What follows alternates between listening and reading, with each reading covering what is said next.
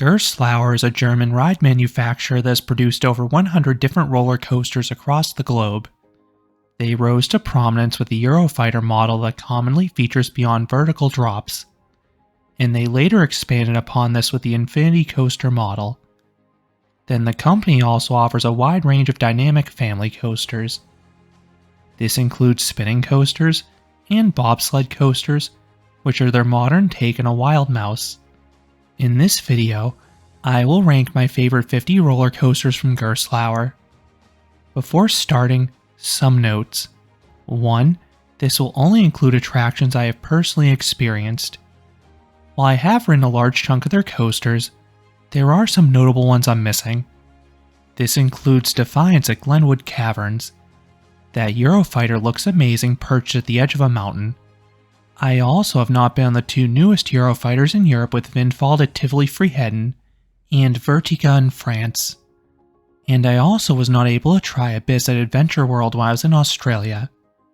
2.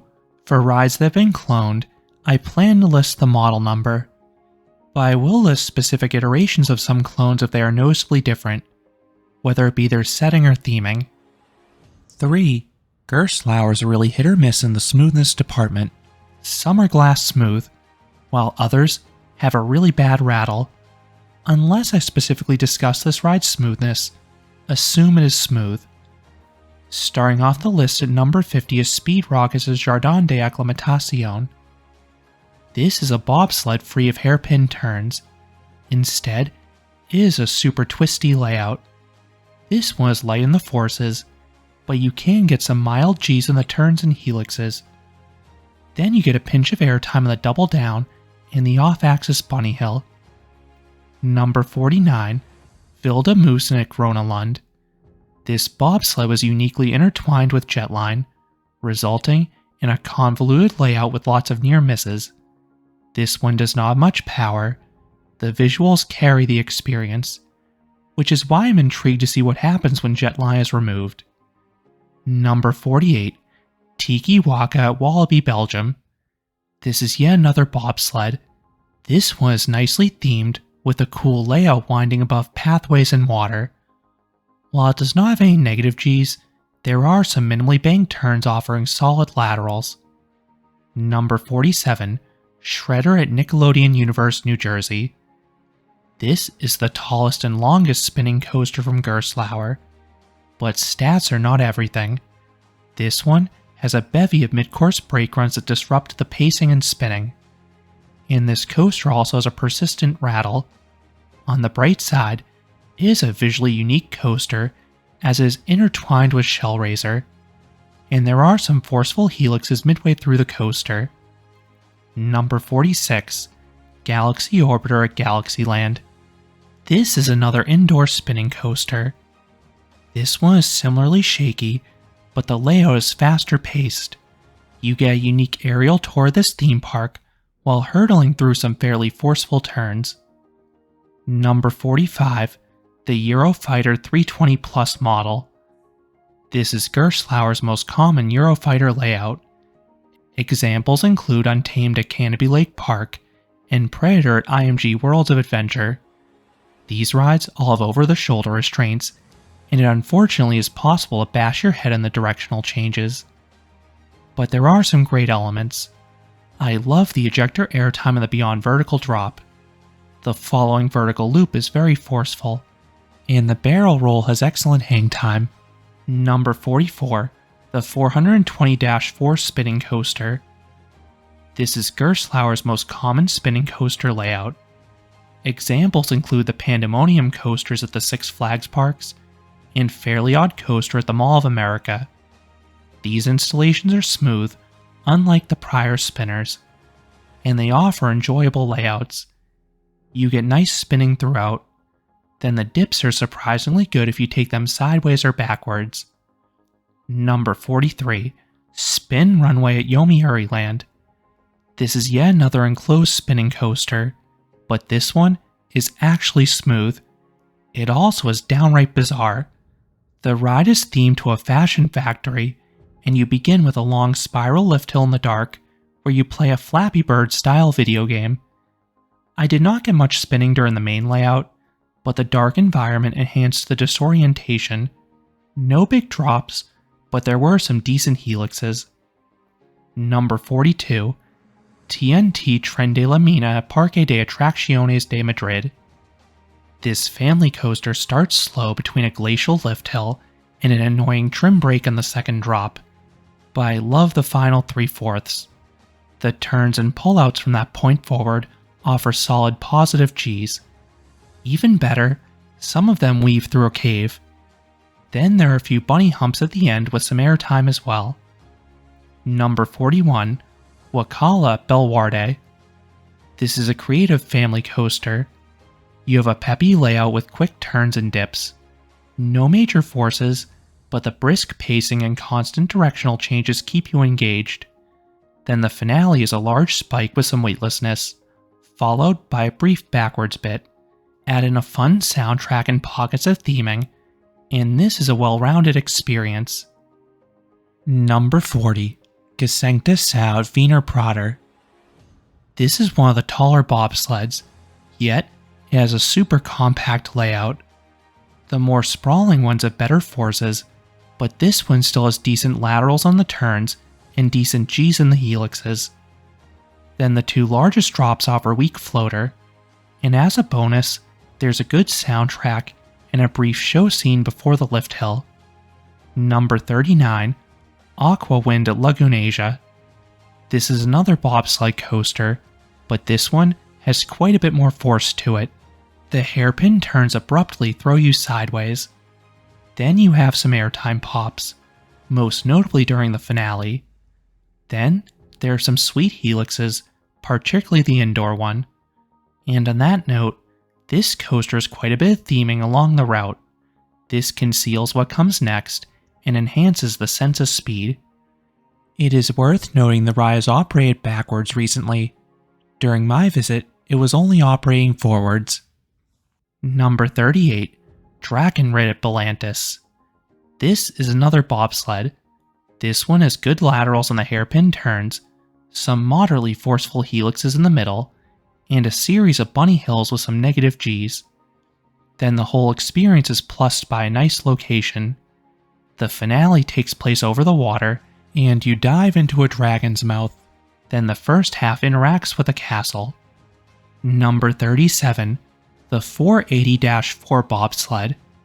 Cassena Svenerpter was Gerstlauer's first ever coaster, and this bobsled was later cloned for Thor's Hammer at Summerland. Both versions have great visuals in between the landscaping and theming.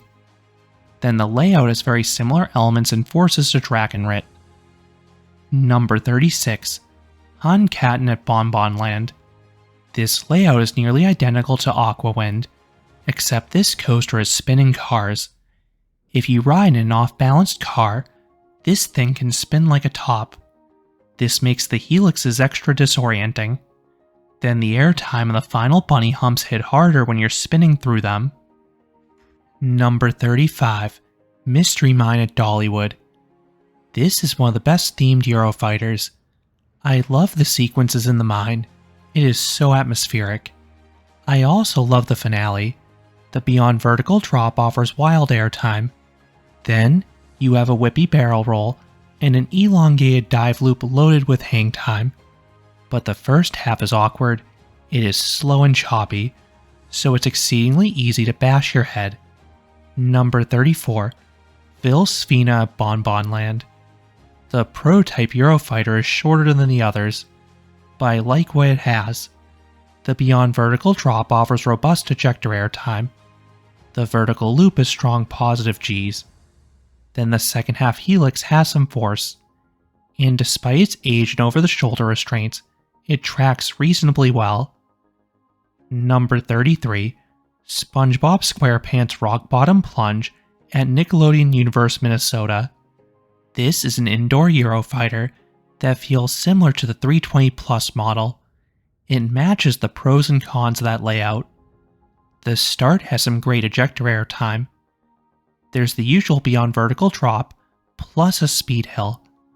The vertical loop is good Gs, and the barrel roll is lovely hang time, but the cutback and directional changes offer some headbanging unless you lean forwards. Number 32. Pit's Special of Powerland.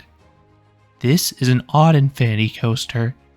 It starts strong with decent ejector airtime on a steep first drop, and crushing positive Gs in the pullout. There's also a powerful ejector pop on a speed hill later, but the other elements seem a bit too tall for their own good. It feels like you'll stall out at a few points, particularly if you ride this early in the day. Once the coaster warms up, you can at least get some light airtime in the other hills, but it still feels sluggish. At least the negative Gs it has are enhanced by lap bars, unlike the prior Eurofighters. Number 31. Joker at Six Flags Mexico. This is the same layout as HanckeBonBon, except this one is plussed by some theming. The main layout passes some items, and the finale takes place in a disorienting tunnel. Then the end of the queue features a funhouse that feels like an attraction in itself. It contains all sorts of floor gags. Number 30. Typhoon of Bobby on Land. This is an older Eurofighter, but I like the inversion-centric layout. There's an intense vertical loop followed by 3 barrel rolls, with great hang time. There is a lull in the middle during some of the turns, but it at least tracks well. And the ride starts with the usually wonderful beyond vertical drop. Number 29. Speed No Limits at Oakwood. This Eurofighter is the tallest and fastest coaster in Wales. The start is spectacular. There's the usual beyond vertical drop, followed by an ejector airtime filled camelback. Then there are 2 inversions, a forceful vertical loop, and a hang time inducing barrel roll. Then there's a fun helix towards the end, and this thankfully tracks well, even though it has over-the-shoulder restraints. Number 28. Adrenaline Peak at Oaks Park. This is nearly identical to the 320 Plus Eurofighters. You have the same great moments, but there are 3 key changes. First, there are lap bar only trains. This eliminates headbanging and strengthens the forces. Second, this ride is smooth tracking anyway. Third, the Helix finale was removed. While this may look like a negative, you instead jump into the brakes with more speed, so you get a surprise pop of airtime. Number 27. Hydras at Casino Pier. This is the exact same layout as Adrenaline Peak, except this one is a much cooler location. It is on a pier overlooking the Atlantic Ocean, so I absolutely love the visuals, particularly as you crest the vertical lift and see just water for miles. Number 26. Tantrum at Six Flags Darien Lake. This is another lap bar only Eurofighter. The ejector airtime on the beyond vertical drop is extra strong for this reason. The rest of the layout is a blitz of positive Gs, light hang time, and airtime pops. I think the pacing is tighter in this one than the prior Eurofighters, as you rapidly flow from one element to the next. Number 25. Iron Shark at Galveston Historic Pleasure Pier. This is the same layout as Tantrum, except this one is a far superior location. This is another coaster right by the water. This one overlooks the Gulf of Mexico. Not only that, but the finale is deliberately hung over the edge of the pier. Number 24. Daredevil Dive at Six Flags Over Georgia. This is yet another Eurofighter with lap bar only trains. This signature beyond vertical plunge gives good ejector airtime once you clear the brake. The first half has some disorienting inversions and turns, with the best being the dive loop with the upside down pop of airtime. The second half starts a bit slow, but it has a forceful turn and awesome hang time on the barrel roll. Number 23. Gekkion Live Coaster at Tokyo Joypolis. This is the company's most bizarre spinning coaster. The first half is a Guitar Hero-like rhythm dark ride game. The second half is a coaster that starts off with a weak launch and a slow barrel roll. Keep in mind, you spin during this, and it's a dark indoor park, so it is super disorienting. Then, There are some okay helixes afterwards to wrap things up. Number 22. Pagos Express at Parc Asterix. This is a creative family coaster. You have a solid launch out of the station, then there's a lift hill that leads to a forward segment. This part has no airtime, but it is agile. There are some whippy drops in the back half of the train.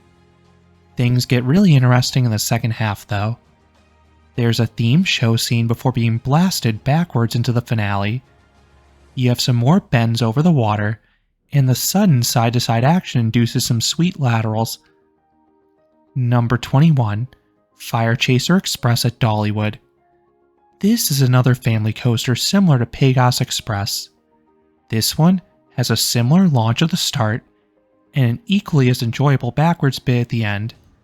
But the forward section is noticeably better in FireChaser Express. There are about a half dozen hills with weak pops of airtime.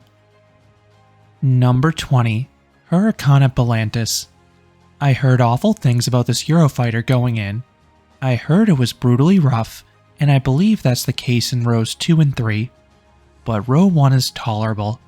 The train still jitters, but there was not any headbanging, so I enjoyed this coaster's great layout. The Beyond Vertical drop offers strong ejector airtime. Then, there are 5 wonderful inversions. The 0G roll is super whippy. The Cobra roll offers nice positive Gs, and the 2 corkscrews at the end offer plentiful hang time. Number 19. Madagascar Mad Pursuit at Motion Gate Dubai. This is an indoor infinity coaster. The first half is intense. There's a punchy LSM launch. Then, there are some crazy fast turns afterwards with wicked laterals. These turns have one heck of a rattle though. The rest of the first half is 3 nice airtime hills in the dark, but the second half is a dud. You slowly meander back to the brakes. Number 18. Anubis the Ride at Plopsaland, Japan. This coaster is very similar to Daredevil Dive with 3 changes. 1. This coaster replaces the lift hill and drop with a launch and top hat. The LSM launch has some serious power to it. Then the top hat offers a delightful airtime and lateral combination. 2. This ride is a more wooded setting, which conceals the upcoming elements. 3.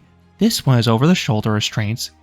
These are more restrictive, but the coaster is smooth, so there is no headbanging at least. Number 17. Van Helsing's Factory at Movie Park, Germany.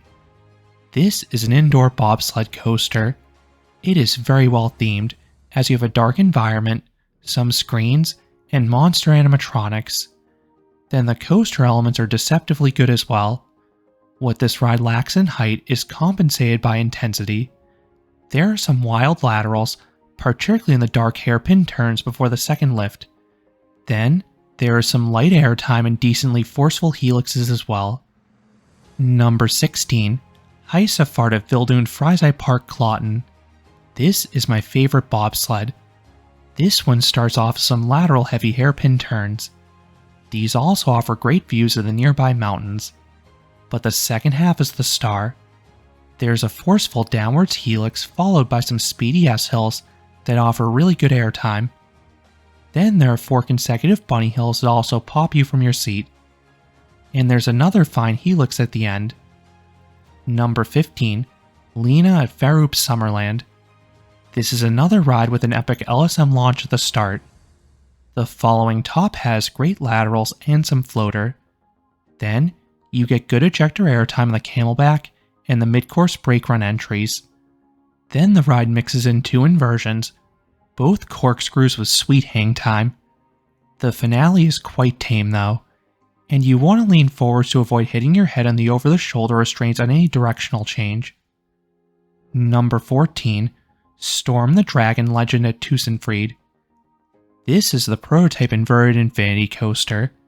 It starts with a swing launch. Launches 2 and 3 have nice kicks to them. And the stall on the reverse sidewinder fully inverts the back 2 rows, offering incredible hang time. The main layout consists of 3 dive loops. The first has nice airtime, as does the speed hill afterwards.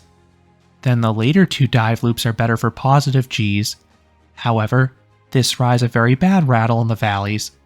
The lap bars prevent any headbanging at least, but you still can get a headache. Number 13. TMNT Shellraiser at Nickelodeon Universe, New Jersey. This is an ambitious Eurofighter. There are 7 inversions, which are ultra disorienting with the windowless building, and most of them offer some degree of hang time. But the highlights are the powerful LSM launch at the start, and that record-breaking beyond vertical drop that kicks off the second half. This in particular is a wonderful view of New York City and wild ejector airtime. However, this coaster is a very bad rattle, and it's another one that can cause a headache. Number 12. Hang Time at Knott's Berry Farm. This is a nice infinity coaster. It starts with a beyond vertical drop. There's a holding break at first, then you get crazy airtime, especially with those lap bars. The one-of-a-kind -G stall loop starts with some laterals before giving the ride's only hang time. Then you have an unfortunately rattly corkscrew and an okay turnaround. But the finale returns to form with an ejector airtime filled drop and a forceful cobra roll. Number 11. Saw the Ride at Thorpe Park. This is one of the best themed Eurofighters. There's a solid dark ride sequence at the start with some surprise elements in the dark. Then the outdoor bit is intense. There is some strong ejector airtime. This happens in the signature beyond vertical drop, the camelback, and the mid-course brake run since it does not trim at all. This is juxtaposed with some forceful inversions. Just lean forwards or else you can hit your head in the directional changes. Number 10. Gold Rush at Attracti Park Slugharan. This infinity coaster is similar to Storm with a few changes. 1. You're in sit-down trains. 2. This one tracks smoothly, so it's much more re-rideable. 3. The initial dive loop is replaced by a top hat that offers strong laterals or airtime, depending where you sit.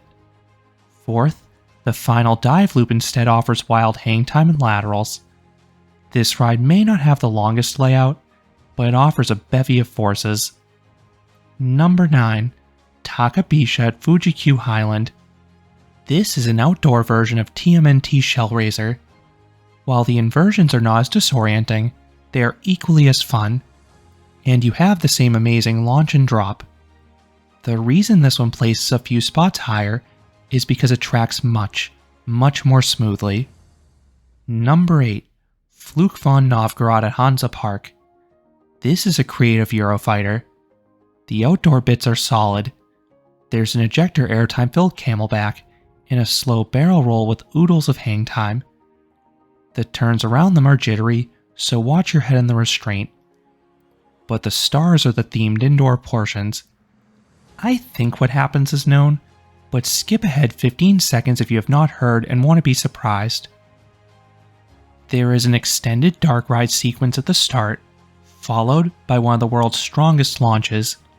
Then, you head back inside at the end for an intense beyond vertical drop and disorienting overbank, both of which are in the dark. Number 7. Carajo at Tripstrill. This is a diverse infinity coaster. There are some surprises in the dark once again. Then the main layout starts with a powerful LSM launch. Then, there's a top hat with great ejector airtime and laterals, some forceful turns, and fantastic inversions. The large corkscrew offers a little hang time, but the later corkscrew is much slower and loaded with hang time. Then the dive loop feels out of control. It offers extreme laterals and positive Gs as you are viciously snapped into an underground tunnel. Number 6. Fury at Bobby on Land. This infinity coaster is unique how riders can vote whether they want to experience the layout forwards or backwards. This offers a lot of re-ride value because the elements feel different depending upon how you take them. The ride starts with an exciting swing launch sequence similar to that of Storm and Gold Rush, complete with fantastic hang time on the reverse spike. Then the main layout, while short, dabbles in ejector airtime, wild laterals, good positive Gs, hang time, and weightlessness. It does a little of everything. Number 5. Mystic at Walbby Rhone Alps. This is yet another infinity coaster that is on the shorter side, but it has a lot of character. The elements offer intense airtime, crushing positive Gs, strong laterals, and sweet hang time, oftentimes together. My body ragdolled at so many points. I particularly like the demonically twisted first drop, and that scorpion tail that reverses your direction, while offering world-class hang time. This also results in a brief but enjoyable backwards finale. The forces change quite a bit depending on the row and side, so you want to try this coaster multiple times. Number 4. Smiler at Alton Towers. This infinity coaster holds the world record for inversions. There are 14 of them. This could have been repetitive, but there is a nice mix here. Some offer nice whip, some offer good positive Gs, some have laterals, and then some have hang time. My favorites are the double barrel roll at the end. Then the ride has 2 great camelbacks mixed in that offer ejector airtime for variety. Outside of the pause for the second lift, this ride is breakneck pacing, and I love the demented theme. I have seen some call this a headbanger because of the over-the-shoulder restraints, but I have fortunately found it reasonably smooth. Number 3. Monster at Adventureland. This is easily the best Gerstlauer in the United States. This infinity coaster finds creative ways to get you out of your seat, especially because you have just lap bars. It starts with an incredible beyond vertical drop, loaded with ejector airtime. Then there are some funky turns and inversions.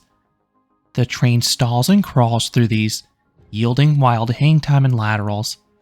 You'll find yourself dangling upside down or hanging over the edge of the train for seconds at a time. Number 2. Junker at Powerland. This feels similar to Monster, except this starts with an intense LSM launch and a top hat with great ejector airtime. This is an even better beginning in my opinion. The rest of the coaster offers a similar blend of airtime, laterals, positive Gs, and hang time. I love how unhinged the inversions are, because they combine so many forces at once. You have the same finish loop as Monster, a dive loop similar to the one in Karaho, and a super snappy 0G roll. And coming in at number 1 is Schwader at Hansa Park. This is easily Gerstlauer's most ambitious coaster. It is their tallest, fastest, and wildest ride by far. This is a supersized hypercoaster with an insane twisted vertical drop in the dark. It offers crazy ejector airtime and laterals simultaneously. Then the rest of the layout is a beautiful blitz of airtime and side-splitting laterals. Few rides throw you sideways as tenaciously. And as a bonus, this coaster features some surprise tricks indoors that I will not spoil, but they absolutely help the experience. And it also has an incredible theme. Few thrill rides are as well themed as this one. However, this was very shaky in my most recent rides, much more so than the other rides in the top 10. I did come off with a headache, but I happily popped an ibuprofen to keep riding this one-of-a-kind attraction. Those are the 50 best Gerstlauer roller coasters I have personally experienced. Many of their best coasters are located in Europe, and I would love to see more of their infinity coasters built stateside. What are your favorite Gerstlauer coasters? Let me know down in the comments.